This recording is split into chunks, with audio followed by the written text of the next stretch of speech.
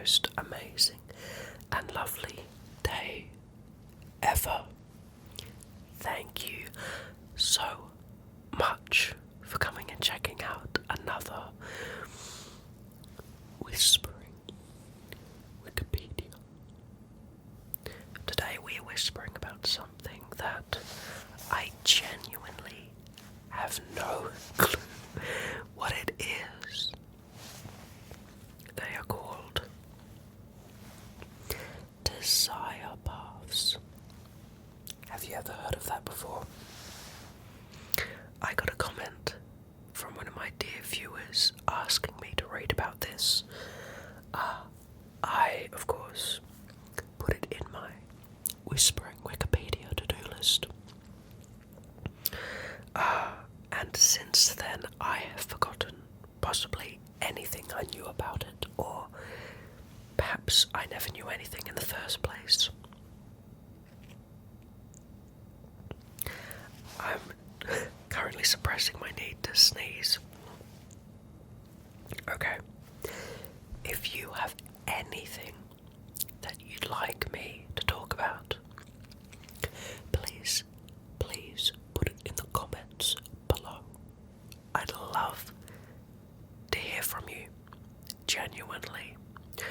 I love learning and reading about different things, and the best way I've found is to get other people to suggest for me what I should learn, because that way I can learn about more and more interesting and random things that I would have never have thought of myself.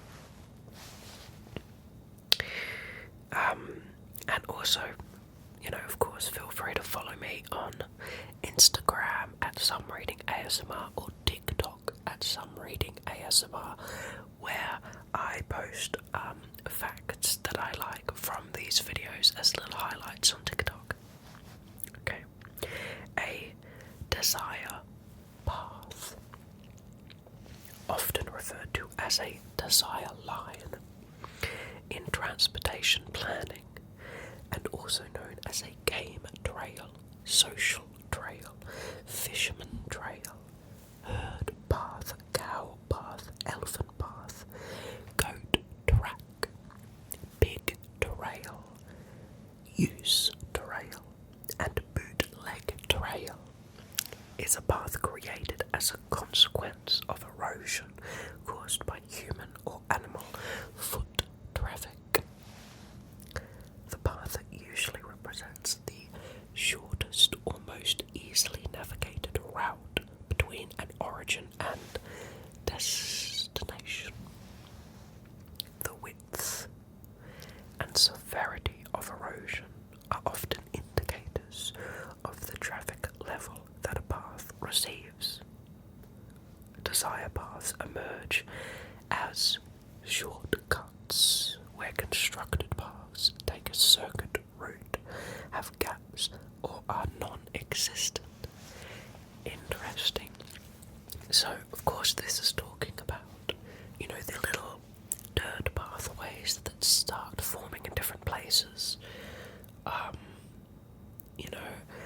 That's interesting that there is an architectural or, planning name for this.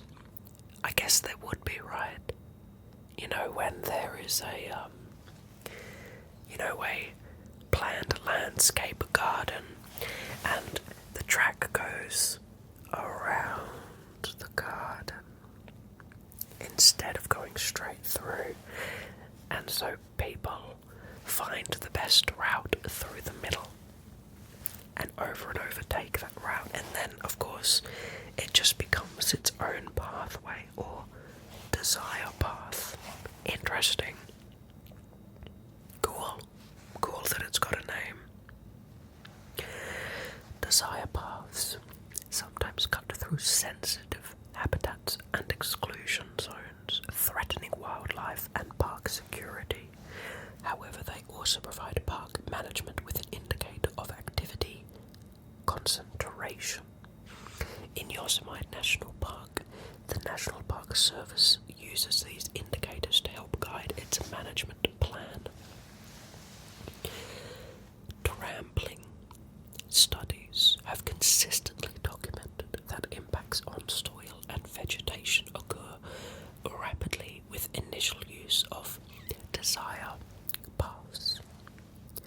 As few as 15 passages over a site can be enough to create a distinct trail, the existence of which then attracts further use. Interesting that I've never even, it's been so far from my mind, I've never thought about the exact amount of time someone would have to make a trail in bushland or wilderness area to make a trail, like to walk through and make a trail. That is so random that someone went out and studied that. Wow. This finding contributed to the creation of the Leave No Trace education program, which instructs travellers in nature areas to either stay on designated trails or, when off-trail, distribute their trail or travel lines so as to not inadvertently create new trails in unsustainable locations. Land managers have devised a variety of techniques to block the creation of desire paths, including fences, tents, vegetation, and signage, though none are foolproof. Modern trail design attempts to avoid the need for barriers and restrictions by aligning trail layout and user desire through physical design and persuasive outreach. Wow, I find it fascinating that people have put so much thought into this, but I guess it is an important thing if you think about it, if you were a landscaper. Landscapers sometimes accommodate desire paths by paving them, thereby integrating them into the official path network rather than blocking them. Sometimes land planners have deliberately left land fully or partially unbathed, waiting to see what desire paths are created and then paving those. That's random. Wow. In Finland, planners are known to visit parks immediately after first snowfall, when the existing paths are not visible. The naturally chosen desire paths, marked by footprints, can then be used to guide the routing of new purpose-built paths. That's interesting. Other uses of the concept. Images of desire paths have been employed as a metaphor for anarchism, intuitive design, individual creativity, and wisdom of the crowds. Wow. That's fascinating. This is such a random area that I had no clue even existed. In urban planning, desire paths have been used to analyse traffic patterns for a given mode of travel. For example, the 1959 Chicago Area Transportation Study used desire paths to illustrate commuter choices regarding railroad and subway trips. In software design, the term is used to describe users' wide adoption of the same methods to overcome limitations in the software. Interesting. Wow. For example, Twitter has paved a number of desire paths by integrating them into the service, including @replies, hashtags, and group discussions. Interesting. So I guess that means a desire path. Of course, okay, yeah, well, it's in the name, isn't it? It's something on a universal or widely shared desire to do something similar, then interesting that, of course, in landscaping, desire paths are a very specific thing, but that they can branch out and be used as a metaphor or even a sociological or psychological medium for description is interesting. I think that's definitely something I might consider using in my day-to-day vocabulary to describe things. It's a quite useful one, actually, I think. That one about Twitter was quite interesting. I had no idea that those features of Twitter were put in because users had created desire paths, at least in some manner, and showed the developers that they wanted those features. Fascinating. I wonder what other desire paths there are as examples that we could think about. Do you have any examples of desire paths that you've seen? They can be, of course, landscaping or physical, or they can be in regards to anything else. I'd be fascinated to hear your input in the comments below. Compared to normal, this is a relatively short whispering Wikipedia because this Wikipedia is short. But I still think it should make for an interesting discussion. Maybe we can close this whispering Wikipedia with just some kind words of affirmation. I've been thinking recently that regardless of what you think about yourself, that you should at least try to treat yourself with love and respect, just as we should try and treat others the same way. Because I think we are most efficient and healthy when we are operating on full capacity.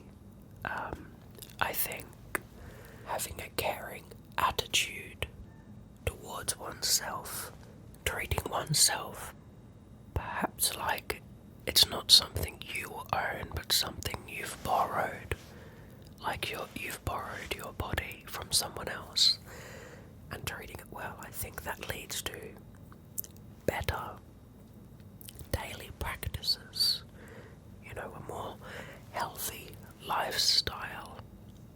And in return, of course, this means you'll have a better lived experience and treat those in your life better as well. So I think maybe keep in mind that your psyche, your brain, your psychology is a unique gift, even if it has some troubles.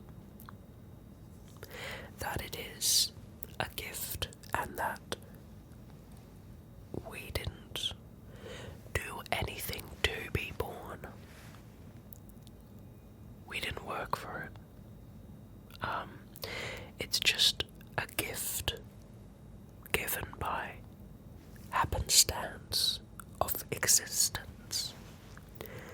And so, remember that just as you exist, you could have not been given the opportunity, and your body, regardless of your perceived imperfections, and your mind are both gifts that you don't get to keep forever, that are given to you, and that you should try and take care of while you have them, so that you can return them as good a quality as you received them, or even better. Thank you so much for listening to another episode of Whispering Wikipedia. love all of you so much. Genuinely. I've received so many positive messages. A lot of people have been telling me that these videos have helped them with insomnia or chronic loneliness, or have just been a good leisure or entertainment output, or have increased their productivity at work. And I make these videos to be of service, to help. And so knowing that they help at least even some people, even if it's not many, is the motivation that I need to continue doing it. So thank you to those who have said hello in any way. If you've messaged me, or if you've left a comment, or even if you've just watched the video and liked, and I've known that, someone somewhere has gained a benefit. Thank you so much for that. Okay. Now, it's probably time you get some sleep.